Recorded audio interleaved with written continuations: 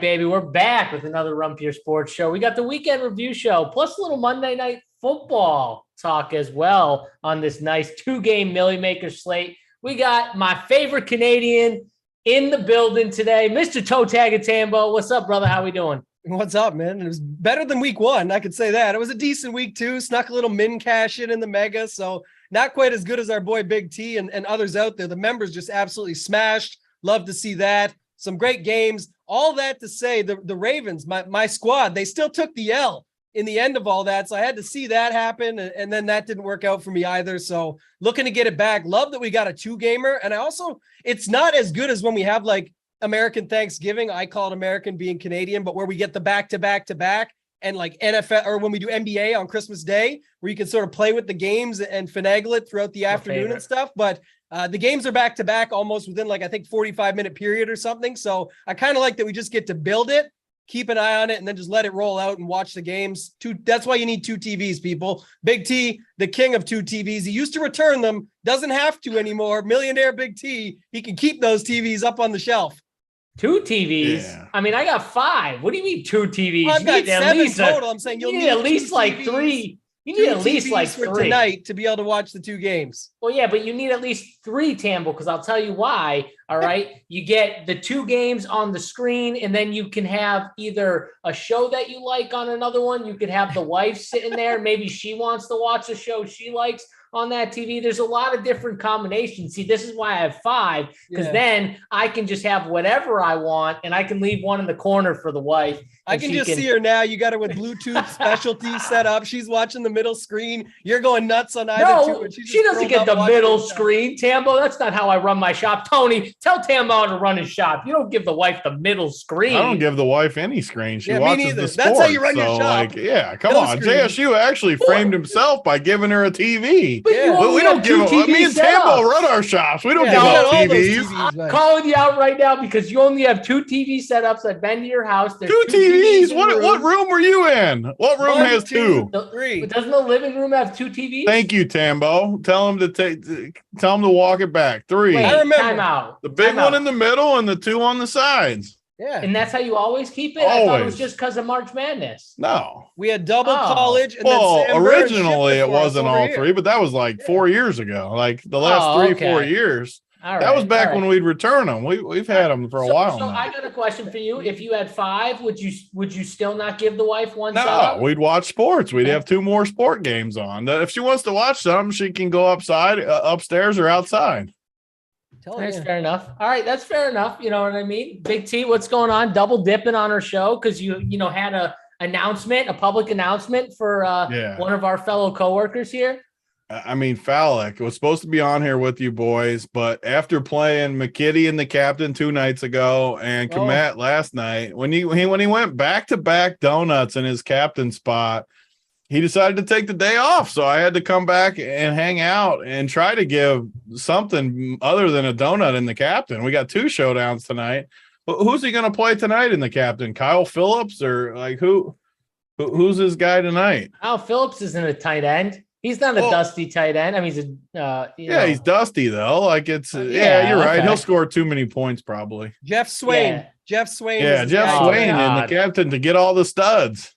Yeah, he might ruin your Johnny Mudd take or whatever by playing him. He might ruin that take, Tony. You can't ruin that take. That's a good one for today. Yeah, that was a real good one. I like that. Tambo said something to start the show. I had another take. I forgot what Tambo said though. I wanted to talk about it and I got sidetracked. Please don't say Tommy Sweeney. No, let's not go Tommy Sweeney. No, I forget. No. He said something that I wanted to comment on. Maybe I forget what I said too. So that's the problem here. Well, we have another second too. If Tony, you want to talk about your threads at all, if you want to give a public service announcement to the haters out there with your Twitter threads, I'm throwing it out there. I love the big Holka 44. I mean, you could go by that. I'd be fine with it. Yeah, I did enjoy. I threw that thread out from the hot tub earlier in the morning. I do enjoy sending stuff because all the like math nerds get so tilted when you say stuff like that. Like, you have to fade the 40% own defense. You just have to, Tambo. You got to fade John Rahm at 50% when he's 4-1 to win the tournament because he's 50% and 4-1. You have to fade him. If he wins the tournament, what are you going to do then, though? Yeah, you have to fade the Bengals defense. That one. That was a good take that week too. Yeah, I mean, people are funny. I love it though. I love when people make fun of my takes. I was honest in the thread though. I was doing the thread to troll people a little bit and get it stirred up. I won't lie, but that was my thinking though. Like my honest thinking is, if they get 25, first of all, I had the nuts in the morning, the stone nuts, so I would never pivot off the easiest play on the slate with the nuts. So it's easy. And if you're behind, I agree with the pivot off of it like Cal did. Beat me. It's a great pivot. I respect it. It's pretty simple. Like, I just don't really understand the people that you have to fade that. You just have to, no matter what. Yeah. And Tony, like literally you pretty much had the stone nuts on that team. The only thing would have been, obviously, if you just played only early guys, because I had that team. It still wouldn't have been the nuts because the running backs all suck. Yeah, well, that's true. That's true. You're right. But so it would have been slightly better than where I was for sure. Yeah, I was thinking like maybe you could have switched one of those like other receivers who did good in that like 5. Oh God, Falik's in the chat talking about how he cashed easily with his ball. Falik. He's blaming me for moving the show twice. First of all, KFALIK, I moved the show once 4 days ago and you knew about it because I had an appointment that I couldn't move. And then Tony had to move it because his two guests on his show had strict time frames. So it's not even Big T's fault. So don't blame me. Don't blame. It's not Big even T. that much It's later, anyways. How was he going to do the show if the thing only started a half hour? It's not like it was a 2-hour difference. Because it was a half hour, from 2 to 3, and then he has a call at 3. He said that's what. Why couldn't he hop on from 2:30 to 3? We do that all the time. I'm about to hop on from 2:30 to 3. Tambo, you were in there, didn't I say, Falik? You can hop on for whatever you can, and then you can leave whenever. And he said, "No, I can't." Yeah, very good communication from start. I want him to hop on and talk about his min cash cash with Komet and the captain. I want to hear all about it. What was KFALIK? You didn't cash in like any of the large field tournaments you played. There's no. He said he cashed easily. It says easily. All right. Oh, okay. All right, KFALIK. I believe you. You're an honest guy, so I believe you if you seriously are saying that. But stop jinxing those guys. All right. I can't play any cheap tight end. Stop playing shitty ass plays in the captain. There's no reason to do it. All right, Tony, you got anything else for the people? Anything else? I was hoping I remembered what Tambo said so I could talk about it, but no. What were we talking about? God, you said something to start the show, and I'll remember it, I'm sure, after I sign off of here. But God, it had to be about yesterday's slate.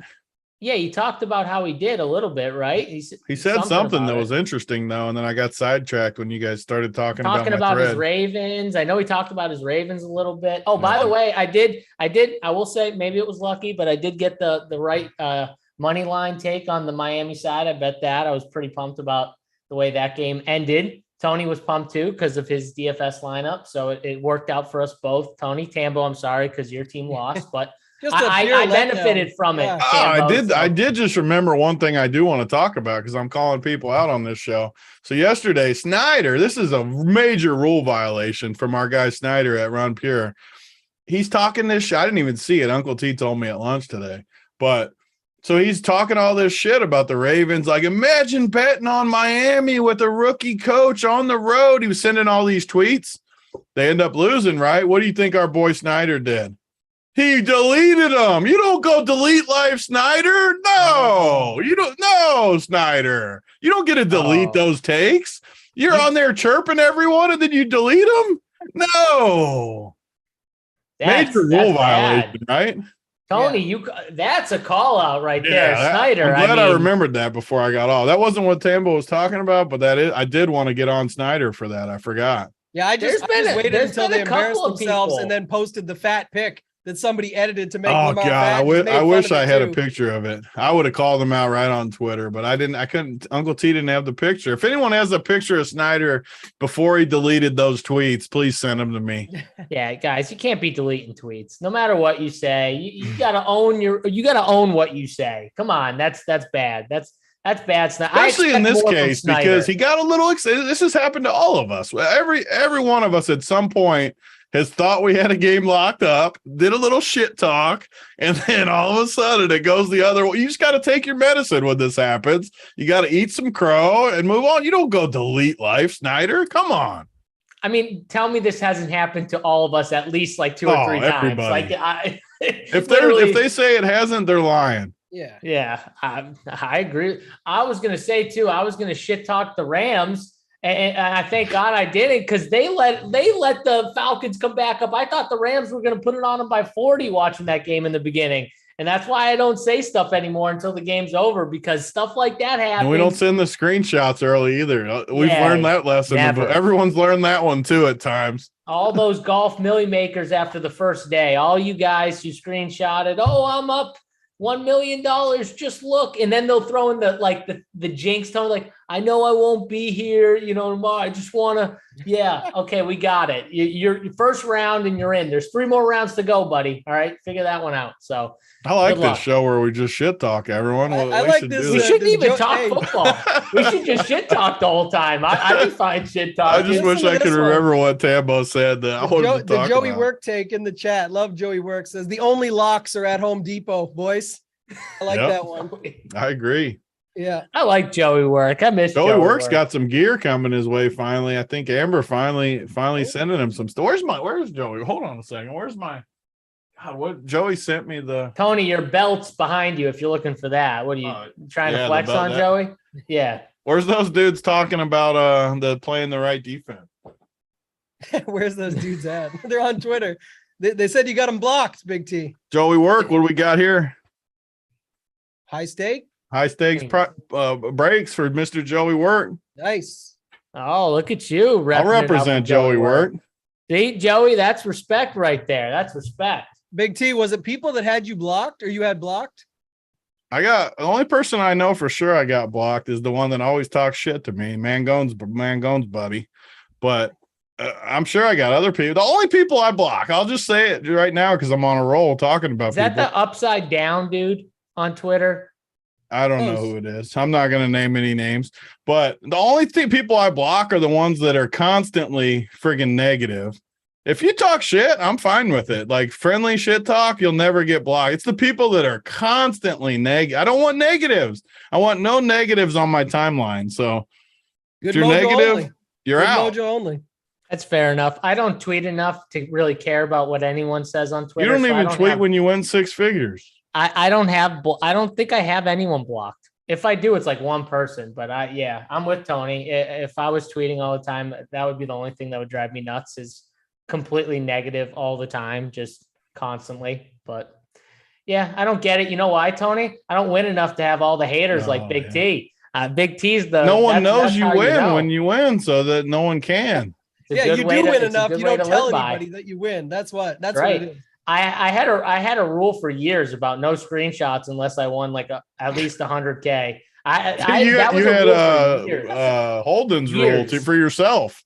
No, I did. I had that for years, and then we started the Run Pure, and we started having to do the screenshots. But yeah, I hated it before then. So what you got to do? Change it up. I'm changing it up. So all right. I haven't even said it. Talk about Tony's gonna leave. We're gonna talk this slate. Hit the like button. Subscribe to the YouTube channel. I didn't even say it yet. We got 65 likes already. All right, that's not bad. 230 watching, Tambo. We're holding in there right now with the like button. I haven't even gone there yet, so the likes are going to go up because I just said it a minute ago. We're going to get to like 100 in the next 3-4 minutes, and then we'll be rolling. You know what I mean? Then we'll figure it out from there. But hit the like button if you like what we got going on here. Big T hung out for like an extra 20 minutes on top of his hour he just did on the show with Whistles. And JT, if you didn't watch that show and you're arriving just for this show here, make sure after this show you go back and check that show out, because those guys did a really good job breaking down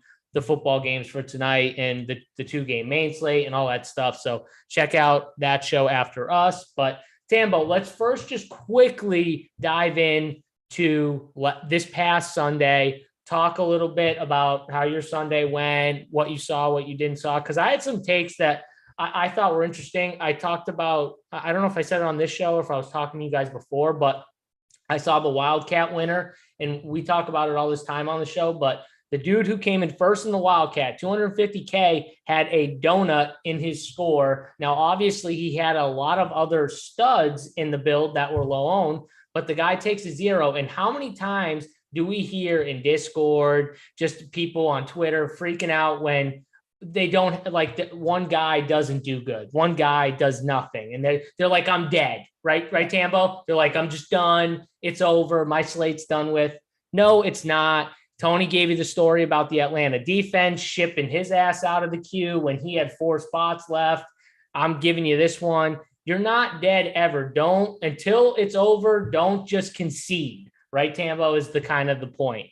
Yeah, and also, too, like you said, the 0, it's not ideal, and it's not what you're hoping going in and when you see it. But like you just said, you've seen it happen enough times now where as long as the rest is built out solid and you get the scoring in those other places, it can make up for it in other spots. Even what we talked about, the whole joke from starting the show with the Cincy D, 4 points. It again, in the largest of fields, you wanted one of those guys around it, the pivots that ended up getting there and scoring 20 plus or whatever. But in something like the higher dollars, smaller stakes, or even some of those tournaments with 2,000 or 2,500 people, there was still spots that it could get there because the rest of the lineup did so well together. Like there was guys that put up almost 300 points on DraftKings yesterday in their lineup. So one of those things, like Big T said it, I guess the biggest thing that people couldn't take away, and I think someone mentioned it on Twitter, and I thought it was right. You know, if you don't agree with the math on something like the Cincy D yesterday, I get that side of it because the options around it might be 1/15 the ownership. But what Big T is saying is not that. He understands that angle of it. He does it elsewhere in his build. The rest of his guys were like 3 and 5% owned. You have to think of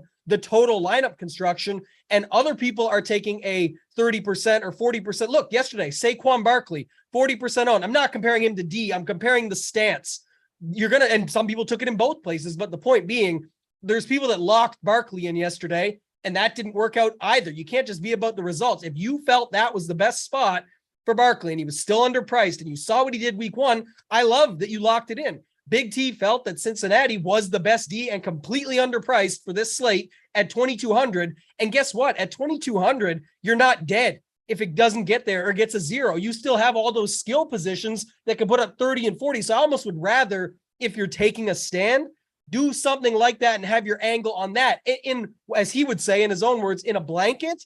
I understand why the math people are out there saying, why the hell would you play them at 40% when the defenses around them are at 2%? It's like golf, you get 20-1 odds on that other D in a bet, you're going to take it. So why not do it in your lineups? But the point is, you don't have to leverage every single spot in your build. And for what he built yesterday, and we can talk about that, JSU, if you were getting after that Miami-Baltimore game, you had the option to do a lot of things in other places because not many even had that game, let alone had it double stacked with the run back in Andrews or Bateman or both 5-man stacks of the game, like things like that, where you could almost do whatever you wanted at that point. And yes, the most perfect of perfect got there. You look at the Millie Maker winner in the $20 yesterday. I think they scored 284. It was damn near perfect. Jeff Wilson with 11 was the only guy, I think, under 20. So it's crazy out there yesterday. But the point was, once you went to Miami, Baltimore, you could afford to go to a Cincy D if you wanted it. Yeah, and Tambo, you're 100% right. Like the way Tony built his team, he didn't care about the 40% defense because he felt strongly about it. They were cheap, and he knew he was going to have leverage in all these other spots where he had like 3, 4, 5% on, full stack. You know what I mean? Where it was just so much leverage on the field. It didn't really matter about that defensive spot. So that's the take. And I love what you said, just applying it to a player like Saquon Barkley as opposed to a defense. And I know everyone's gonna say, oh, defense is different. You always fade the chalk defense, blah, blah, blah. Well, a lot of people fade chalk just in general, just because they're chalk. You know what I mean? At least kind of knowing what you're getting into here. And like you said, if you thought Saquon was the best play, I thought he was the best play at running back. I'm not going to lie. I'm going to stand there. And you know what? Yeah, I love Saquon. What Saquon did, honestly, on last slate, you'd probably take it right now. If I just told you running back, that's how it was going to go. It was just going to be low. You take what do you have, 10, 11? I think 11, yeah. Yeah, something like that. Like he got 11. I saw Jacobs on winners. He didn't have that. He had like 9. Antonio Gibson had 12. He was on some top tier teams. Jeff Wilson was on the Millie Maker. He had like 12. it's just crazy. You can't be results oriented. And that's where, if you feel strongly about something, I'm with you going all in. I felt strongly Amon-Ra St. Brown and Saquon Barkley were the two best plays on the slate, Tambo, right? One I got right, one I got wrong.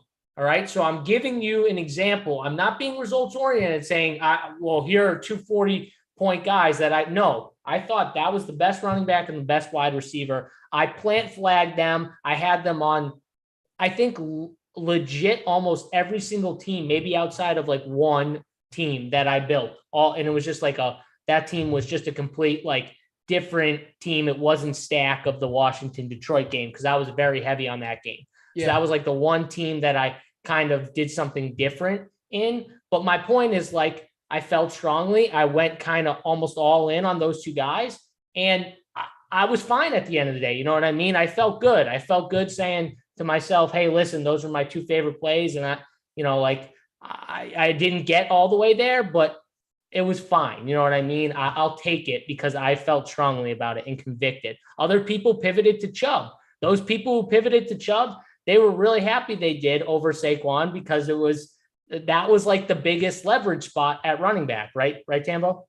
Yeah, well, yeah, I love that. And I saw today our boy Bobby G clipped it out. You, him, Kirk Dees did the Tournament Take show on the RGRPS collab. And it was just such a good spot because I didn't actually expect Barkley to get to 40+%, by the way. I thought like 25 to 30. So, you put 50% in, you've got some good leverage. No, he gets to 40 something on the main. Like you said, this is where it gets confusing to people though, because like, well, same thing we kept saying, like with Chubb. Oh, he doesn't catch balls. He doesn't do it yet. But what if he jams 3 touchdowns in? And in reality, yes, running back sucked yesterday. So it really does emphasize it that much more, JSU, of how much Chubb was valuable on yesterday's slate and the leverage and all that. The interesting piece is that he did end up splitting with Kareem Hunt again. He does need 3 touchdowns to get you to 30 DraftKings points. But the point is, from a leverage perspective, pure leverage only, Barkley versus him, the spots are in the matchup at home against the Jets, ignoring some of that stuff, like we said with Hunt from week 1. What if he's the 2 touchdowns? Well, actually, he ended up being 3 and ended up working out great on the slate. Made even more sense, I think, on a site like FanDuel, where we were like 1 or 2 touchdowns would be incredible. 1 probably would have been awesome. 3 was just off the charts good. And so, yeah, I love that call that you had there. And I thought that was a really strong one for the slate yesterday. Tambo, think about this. And this is something where I don't think people, and when you play DFS, you got to think about these things. I don't think people view it this way, but I'm going to give you a scenario here. Nick Chubb, week 1, what did he run for, like 140 yards or something like that? He had a monster game on the ground, right? But he didn't get the touchdowns. Kareem Hunt got the touchdowns. Let's just say, for sake of argument, Nick Chubb scores those 2 touchdowns, has 144 on the ground, 2 touchdowns, and he had 1 catch for like 16 yards. So we'll give him the extra like 2 points for that, right? So he has his 30 that he got, right? What's his ownership on this past slate?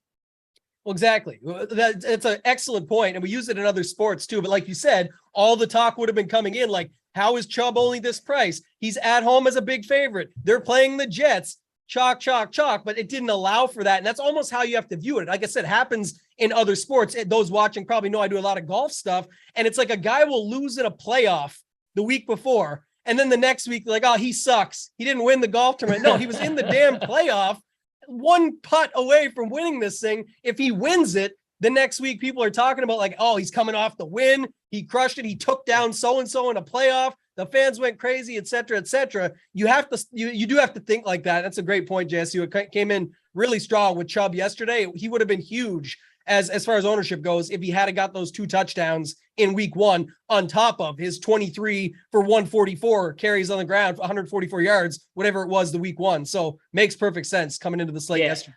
Don't be afraid to play that what if game with some of these guys. You know what I mean? What if, where's the lever? Okay. What would he have been if X happened or Z happened? And I know I'm adding, stuff that didn't end up occurring for him, but it could have easily happened the way this game it happened. Cause like Tambo said, he still like split with Kareem Hunt. There were still multiple times in the red zone in goal line situations where Kareem Hunt came in, but he got stuffed, right? Or the ball didn't get to him or he got stuffed. multiple times. So it's not like there was a different change in what they did where they just weren't doing it. No, they did the same thing. He just got to convert on his opportunities. And that's you know what else though, too, that reminded me of that I think is kind of funny. We do this so often. Every site does it, every content provider. We talk about it. The stats are posted everywhere. We do like this magic pixie dust with air yards. What's the difference? Like so-and-so got 180 air yards last week. So you got to, and we all hop on them next week based on air yards.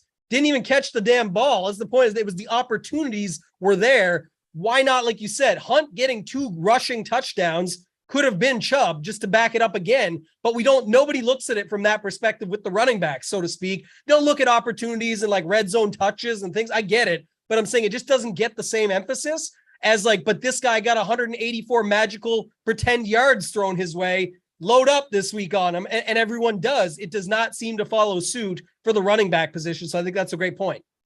Yeah, that's a really good point. Like you said, not following that position, but for some reason, like it just makes no sense. It should. You're right, 100%. I love that call. It's very sharp. I think that's a way you can take that away every week and just think about it from that perspective, because it so often translates over to that versus just playing the guys that don't have anyone behind them. As we've talked about in the past, I like to angle for where my running back in my lineup owns the backfield. But we see enough spots where they are still splitting and guys still get those opportunities where it counts. So I definitely like that for sure. All right. I love it. We got Desmond in the chat. JSU's rocking the JSU sweaty and he likes it. It's fire, he says. Tambo, I know you've seen this sweatshirt before, but I do like it. I'm very Jackson State University, but I'll take it as JSU. They made it as JSU and I'm rocking it that way. So I like it. And it's comfy too. I'm not going to lie. It's a nice, comfy, material. I like my sweatshirts a little tighter. I don't like the bigger, thicker ones. We know swole JSU. We know it. Yeah. Right? Yeah. I like my gym fitted sweatshirt. JSU stands for Johnny Swolled Up. This guy's always swolled up on the other side over there, trying to just show off those muscles. I got swole network shirts too, in the upstairs in the crib. So I like my swole. So I'll take Johnny Swole. I'll take that. Don't like Johnny as much, but I'll take it in that context. So instead of a sweater line, you could start a Swolter line, and it's sweaters that are for swole guys, and that's there your line. Go. I like it. Yeah, beef up. It's new business ideas here season. Too. Yeah, it's going to be swole season too. You know what I mean? When you got to bulk up in the gym, it's winter time. You got to bulk up, get ready for the next summer. I'll be in there. So Let's hit this slate though. I want to talk about these games. Hit the like button. Don't forget, hit the like button, hit the subscribe. We're going to hit these 2 games and we're going to give you guys some content for this, for both slates, right? We'll talk some Showdown, Tambo. Let's just generally talk about these games though, real quick first. First game, Tennessee, Buffalo. Buffalo's at home. Josh Allen is coming off a big game against the Rams, prime time, right? They kind of just dominated them too. It was really just good to see. I thought Buffalo was going to be, one of the teams really to beat in the entire NFL. So it was good to see him kind of put it on the Rams, who obviously coming off the Super Bowl victory last year. So now they get Tennessee, who looked really bad, in my opinion, against the Giants. Giants beat them as a dog last week. What are you seeing here in this game? Gabe Davis, I think, doubtful to play. So we're still waiting on confirmation, but that's the big news right now. Yeah, I'm seeing it the way that I think the books are seeing it as well. I think it's a 47.5 total, 10-point favorite, Buffalo there. So I think I'm going to side my stuff that way, looking at the lineups and how they're being constructed right now. Think we'll see 5-1 more popular than usual, but not the most popular setup if you're constructing your rosters for Showdown. So of course we'll have all the stuff up over at runpuresports.com. I'll have my attack plan where I am doing both slates focused on Showdown for that setup, but for the main slate, I have a 2-game core that I'll put out and get after it. On the 2-gamer, JSU, I think this, Buffalo should be very popular, right? We're going to have Stephon Diggs. Of course, Jefferson will be popular, probably the most popular on the slate, but Diggs, Allen, the Buffalo defense, I see all of those guys picking up steam, and probably for good reason. Like I said, I see that the way this game's going to shake out. If Buffalo doesn't just smash them, I think it just means it's a low-scoring game that Buffalo wins. I just don't see how they lose. So for me, I'm in on the Buffalo side. in your main slate, I know Big T talked about it on the previous show, so it's double dipping a little bit. I love the one, especially this take that he had was avoid this game in some cases. Maybe just get a couple pieces or a defense from here and then load up on the Philly-Minnesota game. Like your boy from yesterday, we talked a little bit about yesterday's slate. And for those that watch the show, usually for the lineup reviews, we'll get back to that next week. We felt the focus with this 2-gamer, $1 million up top, will be much better handled, reminiscing a little bit, talking about it some, and then getting after this slate. But your boy from yesterday, Jared Goff, who I actually got on that game. I was on the Wentz side of it, but I liked your angle of being on the opposite. Either way, we like the Gibsons, the Amon-Ra St. Browns, the Curtis Samuels, and you can. I had some Wentz too. I had Goff and Wentz mainly. Those were my right. And your core was Goff. Mine was Wentz. Big T's was Tua, Lamar. So I mean, we had a bunch of angles covered, but we were on the right games in general. Like Tua and Lamar ended up going off late. But I was gonna say, like, if you look back, you needed Amon too, right? Like to have the total nuts, you did need Tua with his pass catchers, Amon, and then probably wanted one of those Raven run backs, right? To have like the complete if you nuts. had like Tua and both with Andrews, you could easily get Amon-Ra and Samuel and have a secondary stack. Yeah, exactly. So which I love doing that. And I think you just nailed a key piece. If you can blend, it's not just our cores, that's a good idea. But if you can blend 2 game situations that aren't the most popular in Arizona and KC, but you can put it together with, or sorry, yesterday was Arizona, Las Vegas. But if you can put it together with those other 2 games, I think that's the way to go about it. So I love that. But was going to say Detroit versus Philly, Goff looked very good there. So I'm not, saying all in Cousins or something. But I think it is interesting if you were to get after, most are going to play Allen and Hurts. I think you could still get, and they're going to play Jefferson. So why not play Cousins, Jefferson, Thielen? We talked about Mund earlier at the tight end position. Irv Smith is still there if you want to use him, but there's a lot of angles you can cover by getting after that Minnesota side and thinking that it's kind of like that Detroit Philly game that we saw in week 1. So I actually don't hate that. I can't see getting to a lot, if any, probably if any. So probably 0 for Tannehill. For the main slate, I feel like that's just where you're just spending rosters on it just to be different if it happens. But I think the odds of it happening are just very unlikely. So maybe on 150, you could play a few, but it's not something I'm interested in doing. I'm really focused on those other 3 quarterbacks.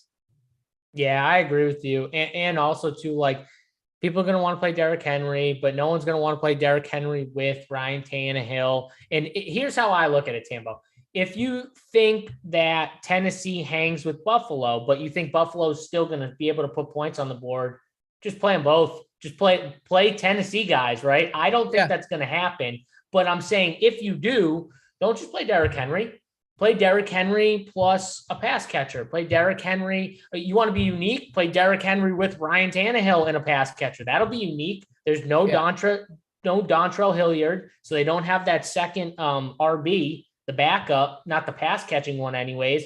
I would assume Haskins is the backup.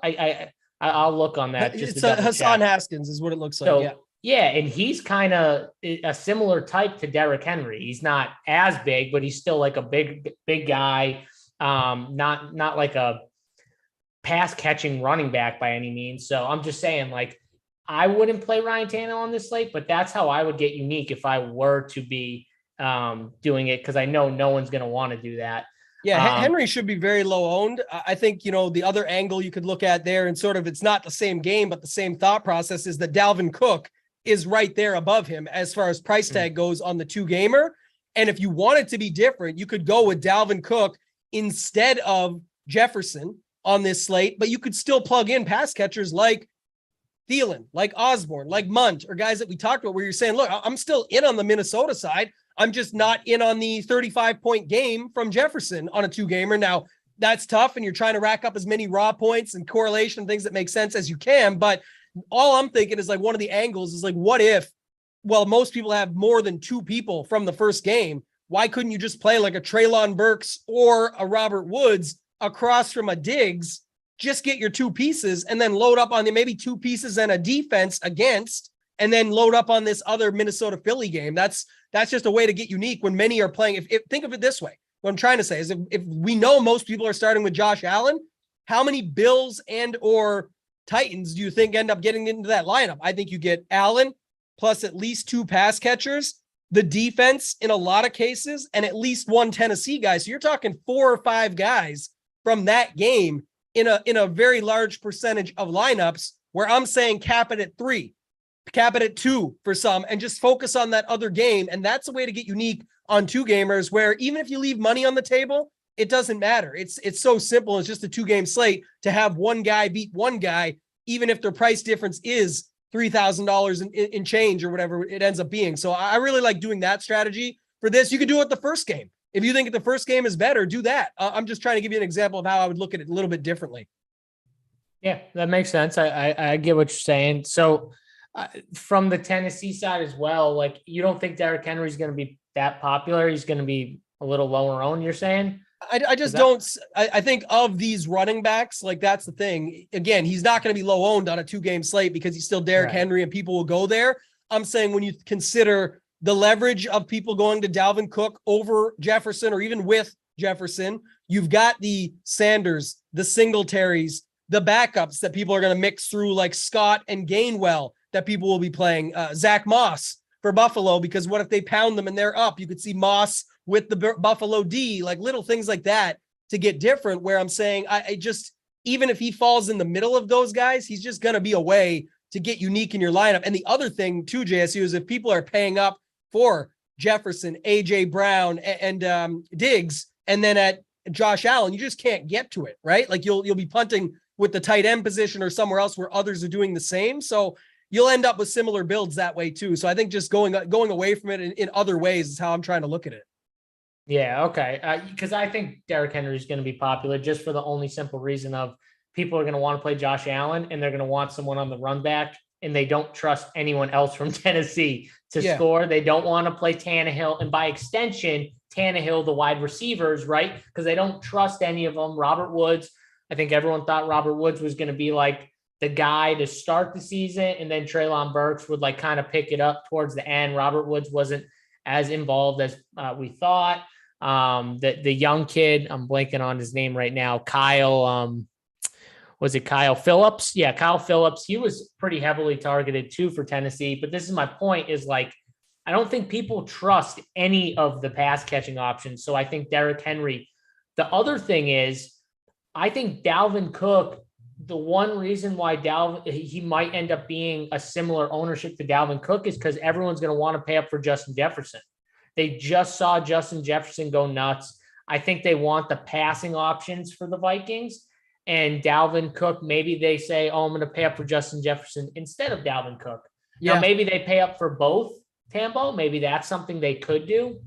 But then if they do that, I think they got a punt in a few different places that might make them too uncomfortable. So I think that could honestly take some ownership away from Dalvin Cook at the end of the day. I could definitely see that. The second part you said makes perfect sense. Like where they're already going to Jefferson, which we know is true.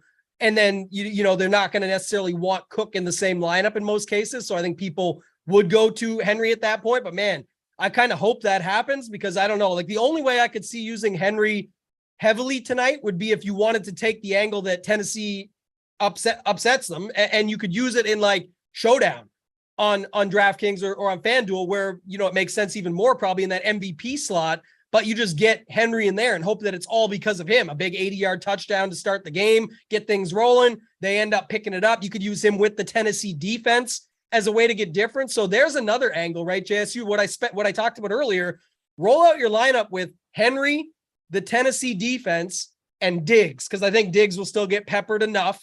And there's, again, 3 pieces from that game with nothing else, but in a way different way than others are using less pieces from that game. And then you load up Minnesota, Philly. That's how I could see doing it, where even if Henry gets more ownership and you didn't like him, at least you used him in a way that made a lot more sense and leverages way more of the field, because everyone's on Josh Allen and his pass catchers, and you can still fit Diggs in there against the Titans defense. No problem at all. Think about Thursday Night Football when Stafford sucked, Kupp crushed, and Buffalo D still crushed.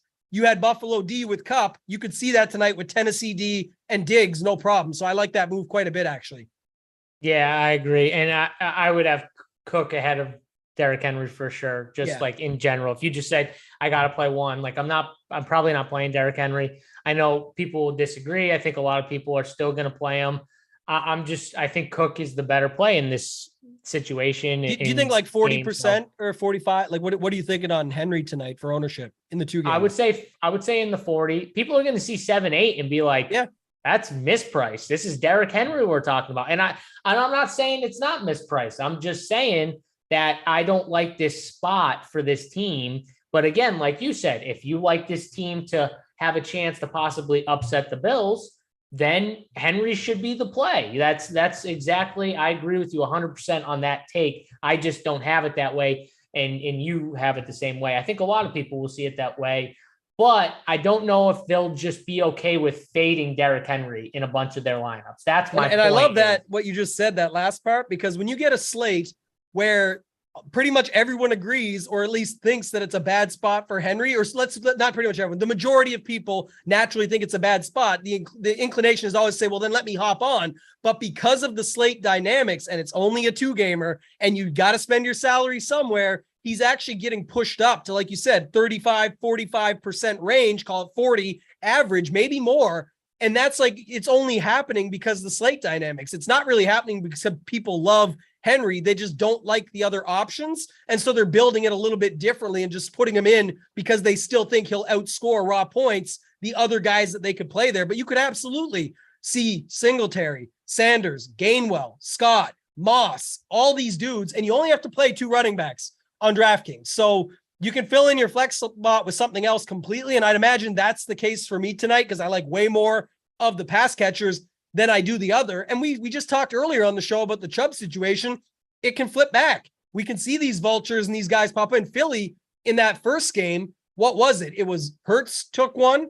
Sanders finally got one after like 600 plus days of no TDs. And it took him like 600 tries too, Tambo. Did you? I don't know if you watched the game, but it was, I played Sanders. So I had some Sanders. So I'm like, every time he didn't get the ball, I was like, he had 4. I got to look at how many exactly. I know he had a bunch of like opportunities to get in the end zone before he actually scored. It was maddening. Thank God he got in the box though. So these guys don't have, so here's the thing I'm thinking, like what I'm trying to say is they don't have the ceiling of what Henry has, of course.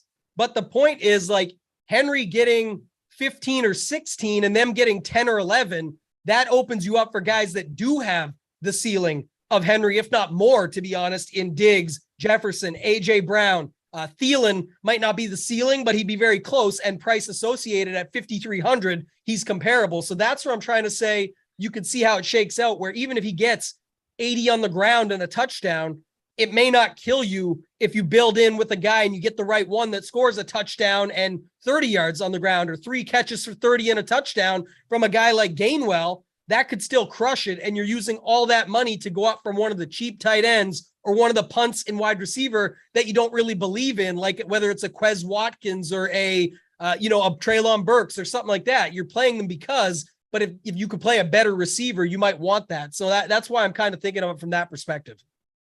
Come on, man. I got Travis Mangone calling me right now. Come on, Mangone. Be better. I'm on a show right now. You should know better than that. Schedule's posted too. Hate to see it, Mangone. I'll call you back when I'm done. All right. So I did look this up, just some red zone numbers, Tambo. So in the 5, Miles Sanders had 3 attempts from inside the 5. Boston Scott had 1 and Kenneth Gainwell had 1 as well. Inside the 20s, even more too. These guys had multiple attempts. And all these guys did. So it just goes to show you that Philly run game is going to be really good all year. The O-line's really good. They're going to give teams problems on the ground, and you're going to scratch your head and go nuts sometimes, because sometimes it's going to be Jalen Hurts just trolling everyone and scoring 2 touchdowns on the ground. Like it could have happened easily in that last game. He could have had 2 or 3 on the ground. And then it's going to go nuts sometimes because 1 or 2 of these running backs are going to score multiple touchdowns. That's why I like tonight. I like these running backs. I think you should play some of these running backs. And, Miles Sanders is good, but Kenneth Gainwell is really good as a backup as well. Boston Scott will randomly get touches too. So I think in Showdown, he's another guy you could just add to your pool. And no one ever wants injury or anything like that. But Miles Sanders is the king of leaving the game in the second quarter and tilting the crap out of me. So those guys get boosts when that stuff happens. So I'm just saying no one wants injury, but you got to think of all angles on this stuff.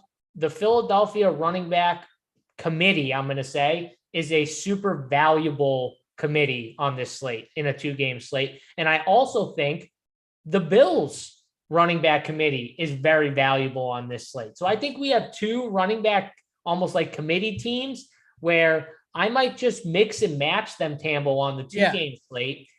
And honestly, I like Cook. I haven't built any teams yet. I might play Cook, but I might also make some teams where I have neither Dalvin Cook or Derrick Henry on them, which I think will be very unique because I think both guys will be 35+% owned. So, and I think a lot of teams are going to want to play one because Tambo, again, going back to security, like most people are going to be uncomfortable fading both those running backs on this type of slate. So I think that's another way to get unique. I think a lot of people pick one, but that means if most people are picking one and they're both 35+% owned, then if you're not playing either of them on some teams, I think it could be somewhat unique, right? Yeah, I think for sure. And I think that's another thing that came up in the chat, and you kind of just mentioned it too about mixing them around. I do think, again, they're not going to be high owned by any means. Like I can sort of have a look here as we're doing it live, but just to look like Gainwell, Scott, those guys, they don't get to 10% probably because Sanders still gets ownership and Singletary and Moss and all that. But I was just going to say this, one other angle I just thought of. I love thinking of these things on these shows.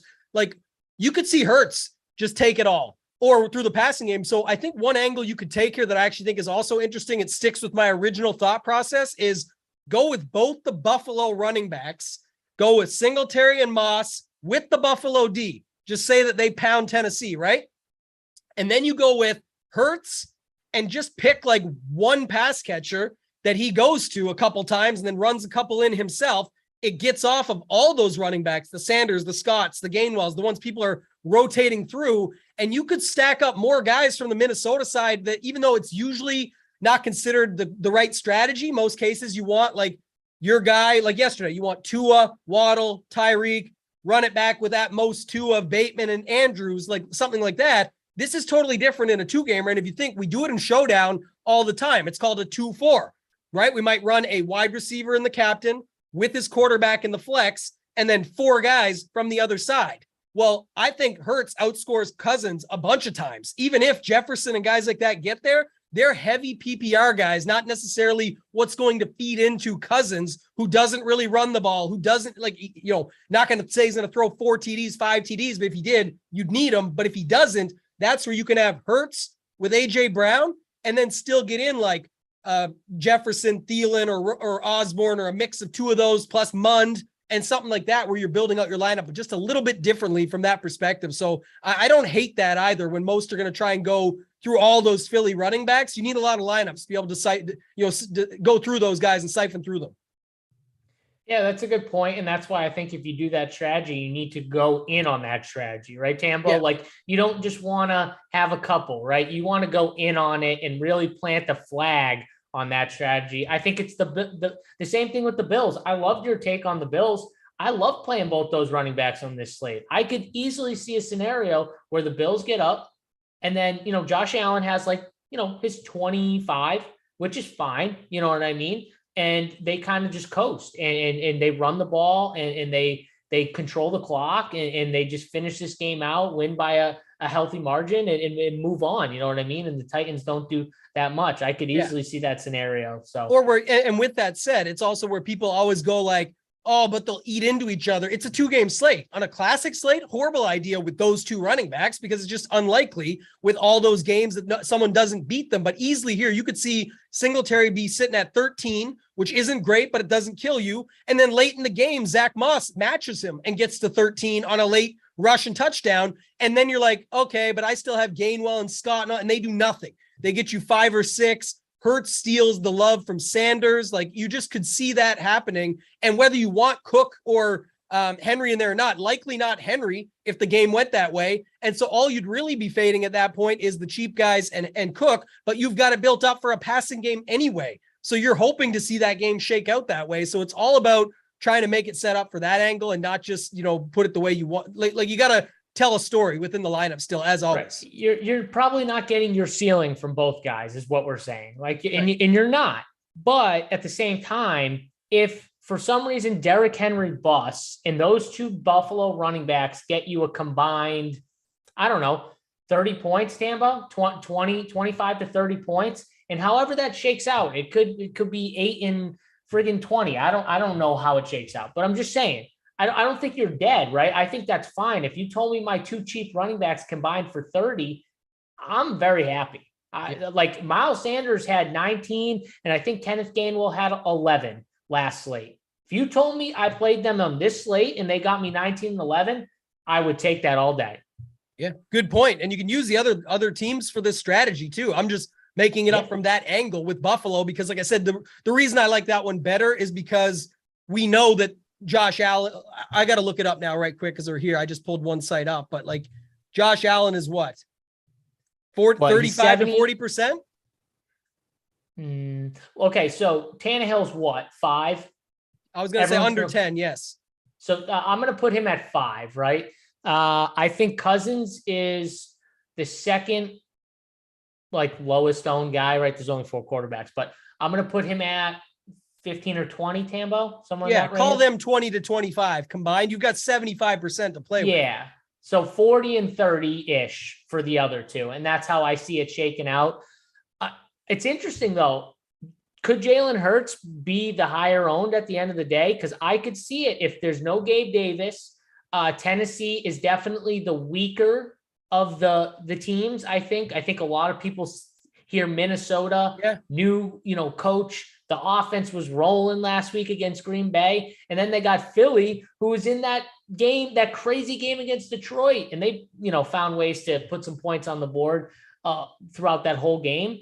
I think people see fireworks in that second game where it's like, I think Hurts could end up being the highest owned. And it's not that big of a deal though, right? We're talking like 5-10% higher owned, but still, I do think Jalen Hurts at the end of the day is the most popular. Yeah, and the savings, it does matter. So like you said, he is a little bit cheaper. It still does come into play on these little things, but the point would be like what we were angling for there is 75% ownership, give or take 70 to 65 to 75 range on those two quarterbacks. Just means that's why I was saying I like leveraging them better. So that's why I said like 2 Buffalo running backs or a Buffalo running back and the Buffalo D with no Josh Allen. That's another way. You could go Moss, Buffalo D, and still get Dalvin Cook in there. And you have none of these Philly guys that people are trying to figure out or siphon through. And then you can still have Hurts up top, but you're setting it up just a little bit differently where most could have it set up another way. So I kind of like angling for that a little bit, and maybe you spend up on Cook and not on Jefferson in those lineups. But I mean, Jefferson's your biggest decision tonight. He is just too good, and people like you can try and triple team him, whatever you want. Somehow he's always open. It just is insane how open he actually is. That it's crazy. Tambo, you got to remember though, they're doing a lot of different stuff with him where they're moving him around. He's in motion. It's kind of hard when the guy's constantly like in motion and then they're lining him up all over the field. It's not like he's always lining up on this side and they can just bracket him and kind of pull coverage over to him. When he's constantly just moving around, it makes it a lot harder. And then he's just so friggin' shifty and he's turning dudes around. He's making dudes do circles in the middle of the field. Like, it's insane. Him and Devontae Adams week 1, it was insane what they were doing to the defenders. They were literally making dudes do 360s out there.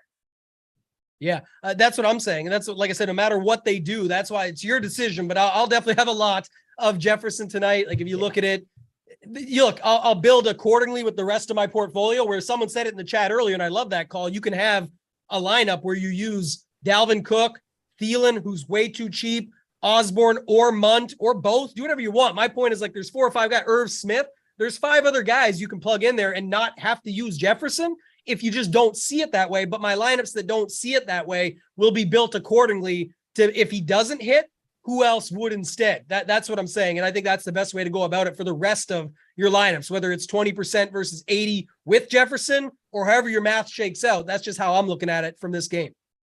Yeah, I love it. All right, guys, don't forget, hit the like button. We got 429 watching now. 118 likes. All right, we got a bunch of new people watching. Let's hit that like button, hit that red box at the bottom right-hand corner. We do got to get off in a few minutes because we got another show coming on here after with Spread Tyler and Title to talk some more football. But I want to just quickly hit on Showdown a little bit, specifically with the Showdown slates and the pricing and everything like that, Tambo. I think me and you are both on the Buffalo side of that first game. The 4-2s, 5-1s. I think we're all in agreement with that type of build. Now, a lot of sites have Gabe Davis still projected, which is kind of interesting because I thought he was on more of the doubtful side of, questionable. I don't know if that officially will come out until later. I personally think, and this might be more of a Showdown take. You could use it in the 2-gamers if you want, but I personally think that Jake Kumaro plays a lot more on the outside. Everyone's going to just assume it's Jamison Crowder, and I like Jamison Crowder, but I think they like him more inside. And on those 2 receiver sets specifically, they got Diggs on one. I think Kumaro is the guy on the other. Remember, they play Gabe Davis 90% on the outside. He doesn't really go inside as much. They like to leave those inside spots more for the 2 shifty smaller guys in Crowder and McKenzie. So I think him I would assume he's 200 on the Showdown slate. And I think he's kind of interesting just as like a 200 pull. He's not very good, but he's $200. And I do think they also used more of the fullback.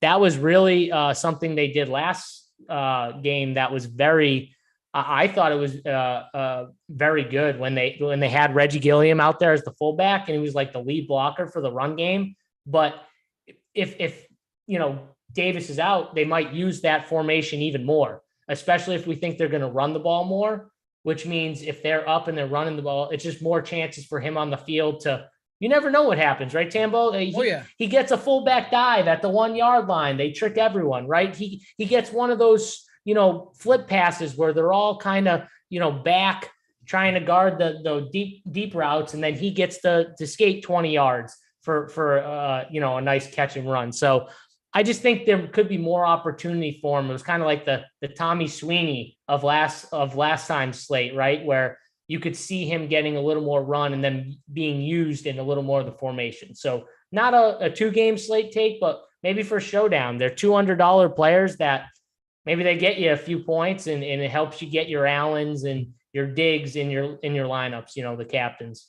Yeah, the Kumaro call especially, I like that because obviously most would just go to McKenzie, Crowder. And McKenzie's more popular anyway, but you know what I mean? Where they'll go to Crowder or guys like that just because of the situation there. So I have to wait on the Gabe Davis news, but in general, I like something like that. Same on the Tennessee side. I'm sure you saw it today. They brought up Josh Gordon to the squad, which again, whether or not he sees action or anything happens, we got to keep doing the Josh Gordon thing. Teams are still doing this thing. I'm not as interested in it, but I was thinking it from the Kyle Phillips perspective, where he is. It sounds like he's more on the doubtful side of questionable if they're bringing somebody up. So that's something I would keep an eye on as you get closer. That is the first game.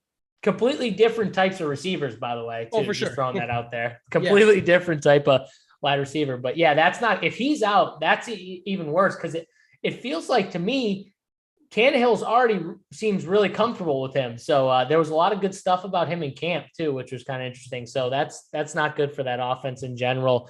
Someone said, what about Shakir from Buffalo?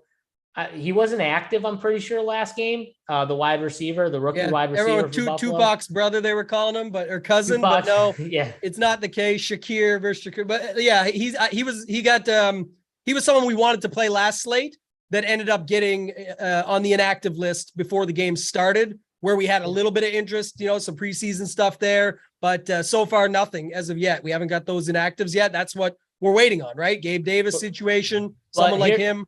Here's another thing though, Mike, if we get it that he's actually going to be active, he's someone that I think you can throw in the pool in your 5-1 builds, in your 4-2 builds. I'm assuming that he's another guy who's going to be cheap. He's $200. Yep. So he's $200. You get them in, and he could see some plays for sure. So you never know. It seems like the rookies like James Cook, they're going to have some packages for him where they give him a couple plays. Who knows? Maybe he falls in that boat where when he goes in, there's a package kind of specifically to get him the football once or twice to maybe, get his feet wet. But I just think they're more comfortable. If the game's close, they're more comfortable with Kumaro out there. It's just what I'm thinking from what I've seen from them in the preseason and all that stuff. And knowing that he's an outside guy, he's not an inside guy, and they already have a few inside guys. That's why Gabe Davis plays primarily outside. So just knowing that. But to your point real quick, just last second, because I know we got to get out of there, but like, that's the whole point of Zach Moss versus Cook. We don't know at the end of the game what they decide to do or how they might just use them in whatever way because they're already up so much just in that example that you could have your best Zach Moss lineup and just swap it to James Cook and you're unique versus others that same lineup fits. So especially if you're spending all your salary. I know last night's Showdown slate, which many watching this probably played, there was a bunch of lineups where the winning lineup, I think, actually ended up being it, where it was a Komet on the other side and it didn't end up being that lineup. What I was saying was that was the lineup that everyone had, but whoever just swapped the Komet 0 down to Ryan Griffin at 2.8 points or whatever it was, that was the difference maker in shipping the slate. And if you look at the build, it was the same lineup with the Komet money dropped and spent down to Griffin. And all you're hoping for on a 1-game spot, this is 2-gamer, but we're adding Showdown talk in, is that one guy beats one guy at literally the same position, et cetera, et cetera. So you can do that. And listen, we're talking about Josh Allen. Josh Allen can make a lot of people look good, even people you don't think are good or young or whatever. So that's the other thing about this is when you get in a good offense, in a good situation with a good quarterback, I worry a lot less. And like you said, you might only need one catch for 18 yards, which is I'm pretty sure what Ryan Griffin gave last slate. Who knows? You might not need that much. So check that out. Make sure, guys, if you haven't already, go check out Run Pure Sports. Obviously, we do the show for free. There was another free show before this with Big T, Whistles, and JT. If you didn't catch that, you can go back, watch it on our YouTube channel. Subscribe to the channel, though, so you get notified. Click that red box at the bottom right-hand corner. You get notified every time we go live for more free shows, which we got another one coming up next. And then we got another free show for baseball coming up after that. So it's a busy day on the Run Pure Sports channel. Check us out. Go on the site. I'm going to have a full player pool up for this 2-gamer slate. If you're a subscriber at Run Pure, you can check out me, Big T, have our own player pools for the 2-gamer slate. I'll have core plays out for both the Showdown slates, so both the early Showdown and the second Showdown game. And Tambo, I know you do a Showdown slate plan attack for these Showdown slates too as well, right? Yeah, it's going to be up both games, broken down, the write-up for each, core plays for both DraftKings and FanDuel for each as well. And then I'm also going to have the normal 2-game stuff up with a core up, and everything in that article will apply to the 2-game slate as well. You can just build off of that into your 2-game lineup. It's just a different way to attack it for sure. All right. I love it, guys. Check it out over at Run Pure Sports. Hit the like button, hit the subscribe. We're going to get out of here, though. Make way for Spread, Tyler, and Title. For me, JSU, and my favorite Canadian toe tag and Tambo. We'll see you guys later. Good luck tonight.